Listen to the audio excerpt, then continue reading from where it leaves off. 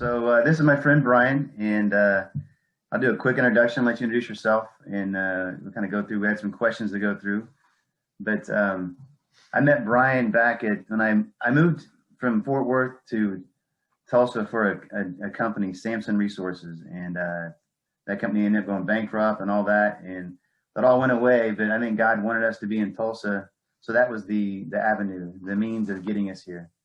But it was through Samson I met Brian. He was an engineer there, and we worked together for pretty closely the last couple of years. We got to know each other well, and then we went through a journey group last year. About 5 months ago. About 5 months ago, yeah. Yeah, it's weird. I had to do the math.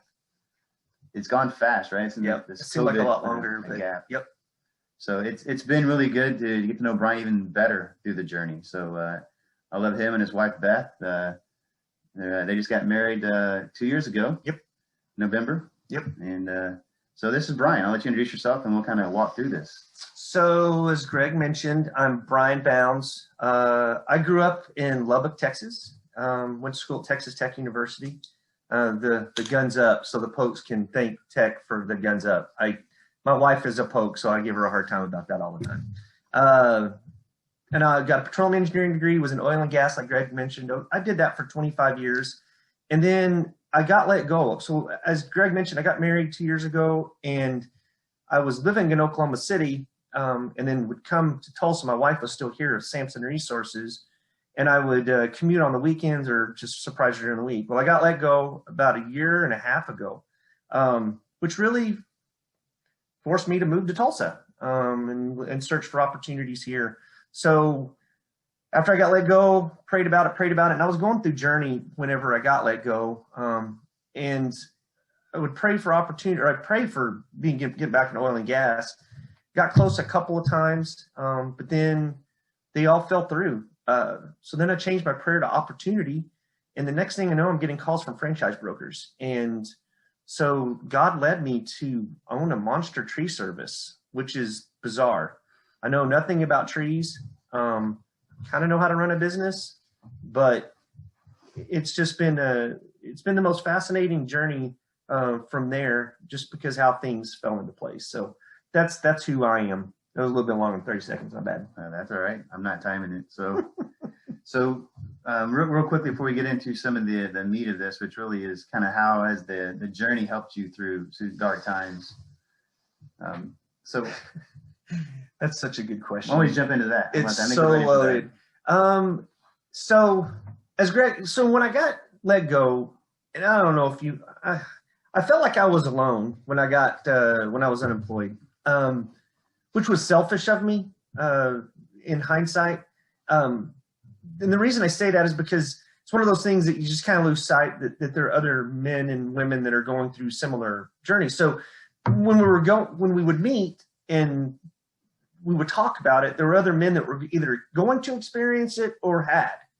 And so here I was feeling sorry for myself because my confidence was down. It just messed with my head. It was really bad. So I would go.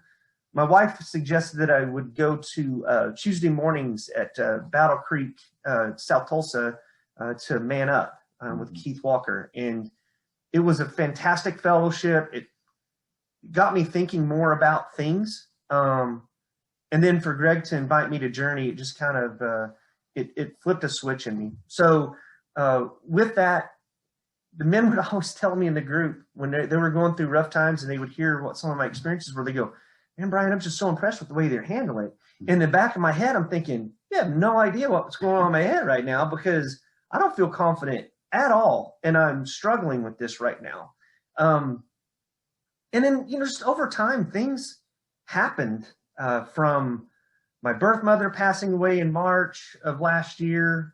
Then around the time I was getting a job interview, I got a sinus infection. Both my eardrums burst. Then my wife, during the service for my birth mother, I was basically deaf. My wife drives us, because it happened the day before the service, which was going to be down at Corpus Christi. So my wife was like, "We're going." She drove the entire way. It was rough.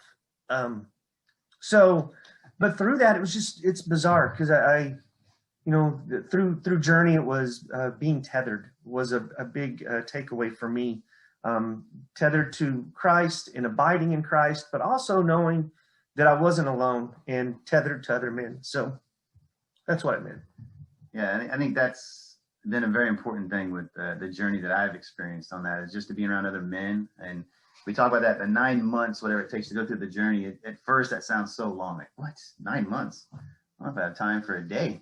Amen. But it takes that cycle to be around other guys long enough to see how their life is going and to be there. I think in the groups I've been in, especially the one that we were involved in, all of us at one point or another had something that we went through. So just kind of further going down that path, I mean, so the journey's kind of helped you with that because you had a group of guys, but how's it helped you since then? What's happened since the journey that maybe this is? So what ended up happening? So I think for me too, one of the big takeaways that I had from the experience was our spiritual gifts. Mm-hmm. It's something I never really evaluated. I've never really sat down and said, hey, what are my talents and whatnot? My dad was a coach. My mom was a teacher. They've always been incredibly encouraging and thoughtful. So to know that some of those attributes I had, and that it's not like we all do a self-evaluation, go, hey, I'm empathetic. But just to go through the process and go, I have some of these, or maybe some that you were completely unaware of, that then you can demonstrate or know how to execute on that. So since the journey ended, I had a good friend of mine in high school that just on a random Facebook post one day was talking about how he lost his job. And he's a really good friend. He was my best man in my first marriage, and just in Texas. Yeah. Okay. And a really, really good guy. We went to school in a small high school in Lubbock, Texas. 75 people I think I graduated with, and we all just know each other. So I reached out to him and some other friends that were very close to me, and I said, hey, you know what we should do? We should get on Zoom and we should do a Bible study. Mm-hmm. And so we just went through the Gospels initially. I really am a fan of all the letters. I just something about them that I love. So yeah, and I never really sat down and read through Acts, which just blew my mind. And then to go through the rest of the letters with the guys, it gave us the opportunity to, again, be tethered to one another and just experience life with one another, laugh and reminisce about the good old days when you were making stupid decisions as an 18-year-old.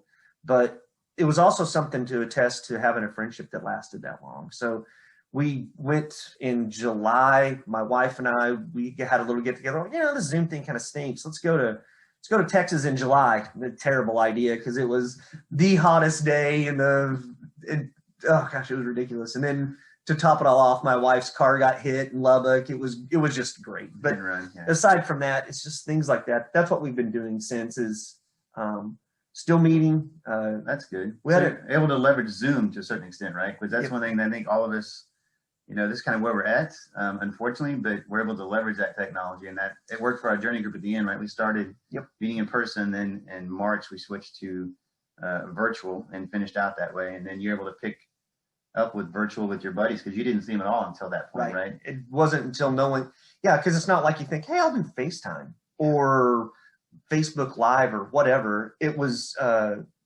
we'd done some Zoom things before, and setting it up, I was like, oh, this is a no-brainer. Why not? And just gave us an opportunity, like I said, to meet and and again, be a little bit more aware of all of our troubles, So we each experienced things differently. We each had different journeys. It was just nice to catch up and maintain that for sure. Right. And see how everybody's lives are so different, yet kind of the cadence says that every once in a while that overlaps, and that's those points of contact, like, hey, I know what you're going through, or I've been through that, or really, and sometimes I know we've had stories in our groups that would prepare me for something else, right? Like I hear someone going through something and I'm like, oh, okay, well, that's or I'll be praying for you, or I'll be whatever the case may be. But then, maybe I or somebody I know goes through that. I'm like, I have an experience to relate to. Yep. So And it's good to see that we each have, through our journey, it's like you and I, it's very unique. And even the other men that were in the group, one of my friends is very prophetic. He almost passed away in his 40s due to a strange disease. I got mad at him about that because he didn't let anybody know a while ago. But he's very prophetic and is very versed. So he's that guy. And then there's me who just likes to share my experiences and talk. My buddy that initially talked, he's just kind of absorbing. He kind of sits in, he, grew up in Saudi Arabia. He was his dad was in the military, and he was late to the game in our school. And then my other buddy, he was very Zen. But then his sister, so they weren't all really necessarily Christians. No, and then that's what kind of all drew us together. And then we're finding out that this journey has been coming all together and going that route. So, and you guys still talking? You're still meeting? Yeah, we've gone a few weeks through the holidays without talking with one another, and it was obvious that we missed one another. It's one of those things of like journey. Once you're done, you're like, it's almost like it's addictive. It's like you said, 9-month commitment. What I want, and then once you're done, you're like, this is it. I want more. Right. So definitely. Yep. Okay. So as going back to like some dark times, I'm not sure. I know you had some experience there even recently, right? What are some things that you've gone through just recently, that the journey and just that abiding relationship with Christ has helped you get through, and how has it helped you? Well, I'm sure that some of you guys own your own business, and I applaud you because being new to it, it is exhausting. And through the journey, like I mentioned earlier, you guys are like, I'm so surprised how you're handling it. I was still worried. And then I would read, do my devotionals and turn it over to God, abide, don't worry, everything's going to be okay. So then I would get worried that I was worrying. And I would go into this, you know what I mean? It's this weird. Cycle, right? It's like, hey, don't worry about it. Pray, and it'll be okay. But God, please forgive me for worrying. I shouldn't do this. And it just, I still do that, unfortunately. So for me, this last week, Saturday, we're going to go do some workout in Sapulpa with a smaller crew. And my 20-year-old. What do you do? Did you say what you do? Trees. Monster tree service. So I own, which means that I have a lot invested in big machinery.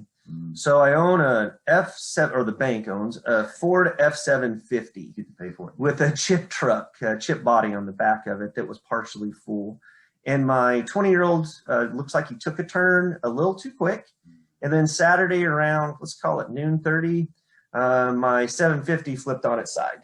And no one was injured, thankfully. Yes. But when you're going through the winter months and your phones aren't ringing and you're a service company and you're worried about making ends meet and paying salary and stuff, it just kind of... You had a couple things going on, right? Like the businesses, your work is shrunk down. You're doing something new, yes. And then you're worrying about your trucks. Worrying about paying $4 for things, taking a brand new truck, and I mean, we've had from the get go in October, we've had issues with vehicles. Just getting them right. To because you had to drive. You and your wife went to Ohio to get the trucks and drive them all the way back. And then a week after that, the 750's alternator went out and forced us to get another truck and then look at other alternatives. I mean, if anything, it's taught me to don't worry about things, right? Or just don't persevere. Right. But it was just one of those things that just happened at a really weird time. And especially where I was in the business aspect of things and worrying, as I mentioned. And then, I really, my wife is very unique in that when we get in the car, I didn't know how to react. I think I was more worried about the business actually than the people at that point. When the truck flipped. Mm-hmm. So she did a quick little flip to me, and we get in the car before we even leave. She prayed. And for the young man that were in the truck, and then for everything else. And it calmed me down, but it's still unsettling. So then through Battle Creek, we're doing the fast. The sermon on Sunday didn't sit well with me for some strange reason. there was something about the preaching in First John that, your prayers, if it's not in God's will, it won't happen. That was my takeaway. And it set, then that, it's funny how the devil works. It's that one little microbe of entry, and it just hit there and then started to expand. Yeah. And so for me, this last week has been, or through this week has been this doubt that I hadn't had in a long time, in frustration, anger. My conversations with God were different through the fast, but then over these past several days, it's so strange. And maybe it's I'm intermittent fasting. I'm not hardcore like Greg. But through that, in the lunch worship, things have just been happening and that are falling into place again, that God's like, I think yesterday's hit me hard, that God's will, it's not just, it's a daily occurrence. It's every second of every minute of every hour of every day God provides. And I had lost sight of that. And I shared that, another funny thing about owning a business too, I've had the opportunity to share my experiences with my team. I'm not afraid. I am the HR director too. So I've told them, I felt God was telling me on Monday to share with them, not just the frustration of what happened to the vehicle, but also to tell them where I was with God. And, that's important. You kind of have, that's an aspect of living it out, right? In the sense that you're somewhat ministering to these guys. Are they Christians? Are they so believers? Dustin Danielson, my lead climber, Alex Maya, was talking about Tree Guy one time, and that was my guy. And my other three they all have pasts, which I'm also finding out, from prison to whatever. So I'm one that's going to give a guy a second chance. That's awesome. And pray over them, and they're not afraid. They know that. So yeah, they seem like nice guys. I got to meet them that one time. So it's a good crew, and they know my expectation and how I'm trying to live it out. I'd say living it out, but yeah, every day is. Did they ask you about your faith? Did they ever come back and say, "Hey, what about this?" Or sometimes I think it's more of a reactionary thing. So like the truck flipping on its side, the guy that it happened to, at the end of the day, is a long day. Yeah. He told me and my wife that he was very appreciative of the fact that we didn't just fly off the handle. So if anything that Journey has also taught me is to just take a deep breath, pray about it, and then I've been less reactionary. I think I still am to some degree. I think we all are, right? But the knee-jerk reactions and full fly off the handle, it's weird. I mean, I was very emotional. Greg knows when I was going through my initial phase when we first met, it was a rough, dark time for me. And I was a lot more reactionary, angry, and I'd like to say that I've calmed down, but that was one of our first experiences. You were actually mad at me, I think. Probably true. I had some questions like, I don't want to answer that. Leave me alone. Who is this joker? Yes, because you were in Colorado, right? You're in Denver, and I was in Tulsa. And I will just say this, kind of add, not to segue too much off of this, but just how God works in the sense that he brought me to Tulsa from Fort Worth for a company that went bankrupt. And he got you engaged because kind of right before, or maybe during that bankruptcy, one of your old bosses got hired in to lead the reservoir engineering group, and then he brought you in. And then you were in Colorado and you're working from home, or actually in the office there. They shut down the office. You went remote, and then they said, "Hey, you got to come to Tulsa." So you had to move to Tulsa. Move myself to Tulsa. And that's where you met your wife, Beth, who actually is still at Samson as they wind things down, but still there. It's just amazing how God works these relationships to bring you where you need to be, right? Well, it's even, to expand on that, the business. So when we bought the tree service franchise, it was, I don't know anybody in trees. So my wife mentioned it to her coworker.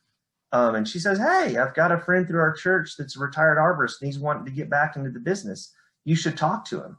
was like, what? I mean, this was your main guy, the arborist. This right? was literally not a week after we got back from deciding we were going to buy the franchise, because we had prayed about it. And then the next thing I know, I'm having a conversation with Bob Nigg, and he and I hit it off. And he was my first hire in July, and we didn't launch until October.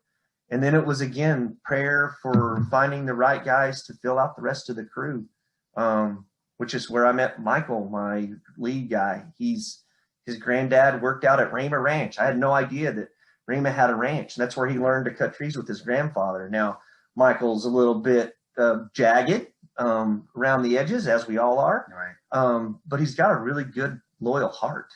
Some troubled past, but hey. We've all been through that. It really, and that's, like I said, it's just weird how everything just kind of, not weird, I can't deny it as to what's going on. And then just the opportunities that we've had to either share our story or just help people out. And my guys are more concerned about us, turning a profit. And we were talking about that on Monday, like, boss, we'll make you money. Like, let's not lose sight of the bigger picture here, which is, to me, their safety and just ensuring it'll come. You care for them, right? Things will come. Right. And it was weird for me to say that, because it was just like I had an outer body experience in that instance, because I was so worried about the business that whenever he mentions that, don't worry about it. Yeah. We'll make you lots of money. I'm like, wait a minute, maybe I had lost sight of what the real thing is. It's helping people through getting tree limbs removed or taking things down. You're kind of earning their trust as well along the way, right? And you're opening up doors to be able to share more about your faith. And I'm certain, and I will continue to pray about that, for that opportunity to minister to these guys. That's pretty incredible. So ultimately, I think you can say some of the things that the journey has helped you prepare for is that being in that abiding relationship, being to understanding kind of like where you're at in life and what your purpose is, right? The gifts assessment helps you understand some of that, and you get to use that, I'm sure, with the Monster Tree, right? When you're working with the guys. So probably one of the last questions, I think we're getting close on time here, is how has this changed your trajectory at all, or has it strengthened it or changed it? Or I would say that it couldn't have happened. The journey couldn't have happened at a better time, in that gets back to God's timing. It's strange. So being let go from an employment and, having the experience in oil and gas that I did, and feeling like that I was worthy of getting another position, because everybody would, it's one of those things, you've got all those encouragers around you. Brian, you're a great engineer. You won't have a problem finding a job. I'm like, well, I can tell you straight up that in a year and a half, I haven't found a flipping job. So please, someone tell me why I'm such a good engineer. So it was just very, it took me down a notch from a humility basis. But, I think my trajectory could have very easily slipped into a dark moment. And I'm very self-deprecating. I'm my own worst critic. I had my wife to support me, and she's the one that said, hey, you should wake up in the mornings on Tuesday at 6 o'clock and go visit with these guys instead of just going to the gym and looking for jobs, and getting out of my head, essentially. So then when Greg reached out to me about Journey, it couldn't have happened at a better time, because I needed that level of support and to share. You didn't have a job at that point. No, right? At all. And then to find out too, Greg is adopted, I'm adopted. To find out there were 2 other guys in our group that were also adopted, and not to say struggles, it's different. I have no idea who my birth father is, but I knew who my birth mother was. And then I was going through that process. It was easy to tell the guys, in March when she passed, that what had happened. And it was just, my trajectory, it's an up and to the right type of thing. Awesome. I think it took me out of my head and is forced me to do some more self-reevaluation and stop being so down on myself. I'm still really good at it. And have that pause too, right? Not to be so reactionary. It sounds like that's something that's benefited you as well. Yep. That's awesome. And I think just that relationship, Christ wants a relationship with us, right? God wants a relationship with us. And have that with other men, and to kind of say adoption, like, oh, that's a commonality, right? You start talking to the groups, you find out other things, like someone's been through a divorce, or maybe somebody's going through cancer. right? Yep. Or whatever the case can be. It's super helpful to have that relationship. And I think that we continue talking to each other. I mean, things aren't we don't have as many touch points as we used to, but we still reach out every once in a while, and it's like, it brings it all back. Like, hey guys, how you doing? Right. How's XYZ? Yep. So absolutely. Because awesome. one of the things I made a note of in this is the thing about Journey 2, when I looked at the 9-month thing and then it said, oh, you have all these retreats, and all of them, there's 2. And I'm like, oh my gosh, a retreat? I'm not 15 anymore. I don't need to go on a camp. So it freaked me out. I mean, I haven't done that in 30 years but in hindsight, that was the best part too. It's one of those things that's, I can see people's reluctance because I can relate to that. Mm-hmm. But also knowing that was probably the most important time away from my wife. You know, it sounds weird to say that, but because we, at that time, we're still getting used to being married. Yes. But it was just so incredibly beneficial. But I had to throw that in there because it freaked me out. Hey, we're going on these retreats. Sounds great. Yeah, there's always the hesitation, right? Like, I'm not going to go. But that's some of the best parts. And if you guys have been to the journey, you can relate. You guys that haven't been to the journey, don't be afraid of that. It's a really awesome experience because it's not that you didn't want to get away from your wife, but to have all the distractions removed, like cell phones and work and whatever. Yep. It's amazing how long that time lasts, but yet how short it goes. I mean, how fast it goes. You share your letter, you find out, because my letter was different than everyone else's, which you would expect.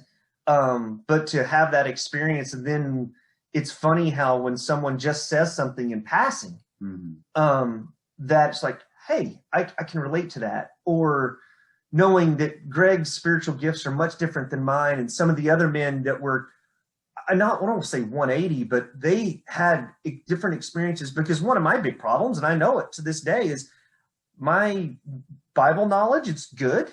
It's not great. I can't sit here and recite verses to anyone other than the big ones when I was a kid. But and I think, well, is that a fault of mine? Well, no, I mean, maybe. But I also know that, like, even through the sermon that we had on Sunday, it's so weird. The devotion I was reading in 1 Peter, I skipped a day inadvertently, and I didn't know it. And when I read it, it was about being an impenetrable seed, that we are stronger than we think that we are through prayer. Right. And through prayer. And then it was the inverse of what I was hearing, but then God was pointing me in this direction of be that. So he had prepared me. I'd read the devotional prior to the sermon, so I was able to fall back on that, even though doubt had snuck in. It was the strangest thing. And I shared that with my wife. I'm in the guys through the Zoom call because, it's just what you do. Yeah. But awesome. Well, hey, this is, I think we're going to wrap it up, but I appreciate your time, Brian. I'm glad you're here. And it's encouraging to hear that what the journey has done, and just more importantly than that, what God's doing in your life and how he's working, and to have a faithful wife and Beth, and that you pray together, like that was key to me, that the truck flips over, it's the business. It's like, what the heck? And I'm trying to start. And then here's Beth that, hey, let's pray about this. I'm sure you've seen I know you've seen positive things in your marriage coming through the journey, and just how it's changed you and improved you, I think, right? You say that? So, yeah. We're better people. We are. All right. Well, thank you guys for letting me share.